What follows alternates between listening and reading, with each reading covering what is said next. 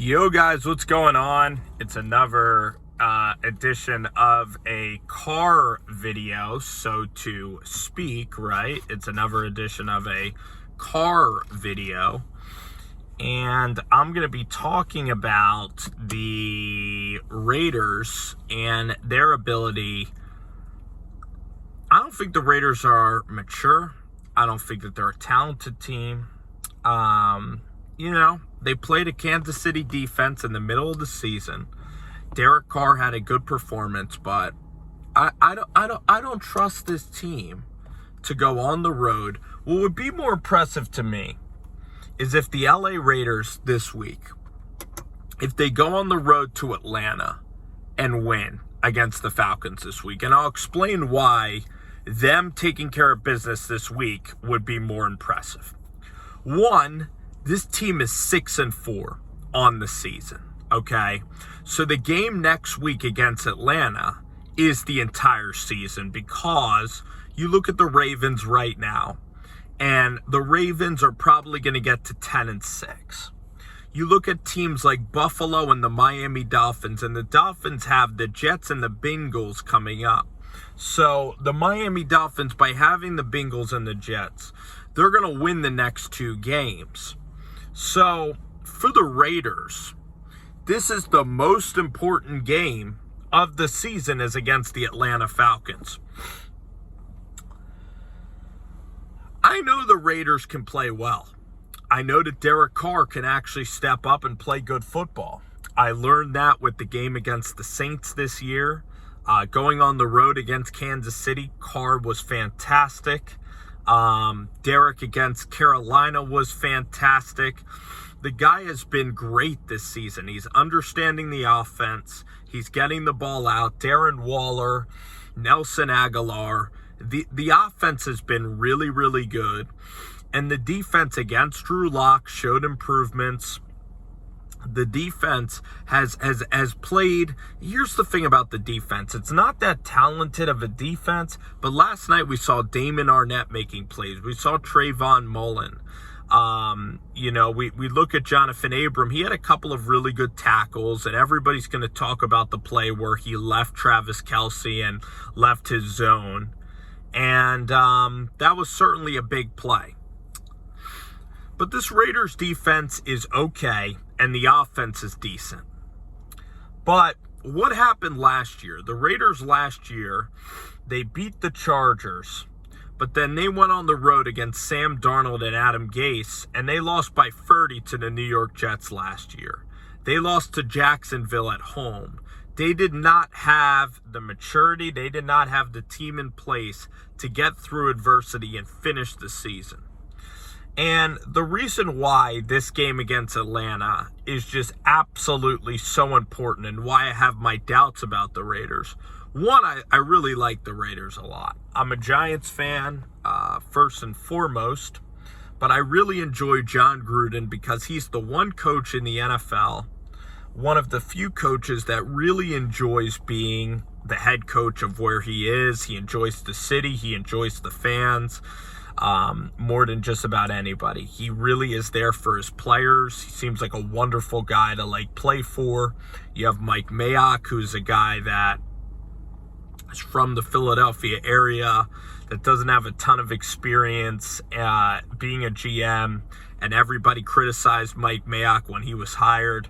They play with a toughness. They attract a certain player like, Josh Jacobs, who, had a crazy background, and they just attract a lot of different guys, right? They attract a lot of different guys that are tough guys, like Mad Max Crosby, Colleen Farrell, Henry Ruggs, Nelson Aguilar. They take guys that are doubted, that don't come from a lot, and guys that just really love the game and love playing together. But the thing is about the Raiders is that the reason why beating Atlanta would be more impressive than the game against Kansas City is because, one, Atlanta's not very good. So nobody in the outside world is going to care about this Atlanta game except for Raiders fans and except for the Raiders. Two is that the Falcons just got embarrassed by the Saints. So the Falcons are a team that is talented, but that is out of the season playing spoiler with Raheem Morris.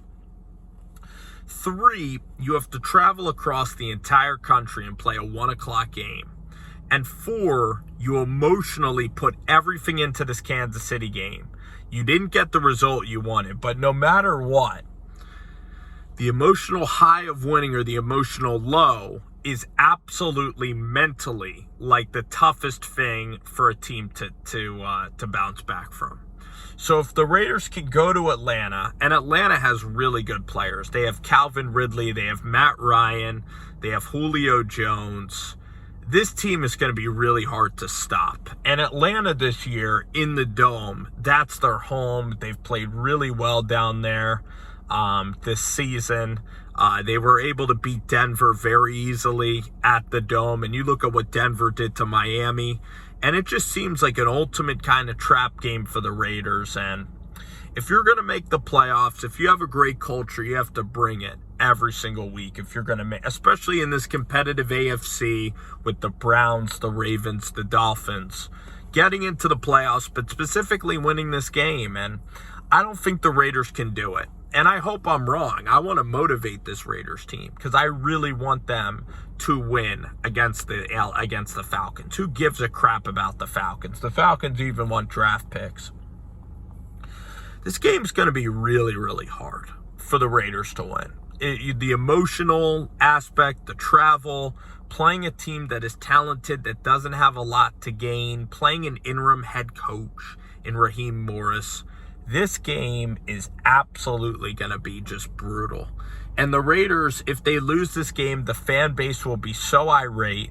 If they win this game, there's a lot of people will not give them credit. Like if they beat the Falcons, people will say, well, the Falcons suck.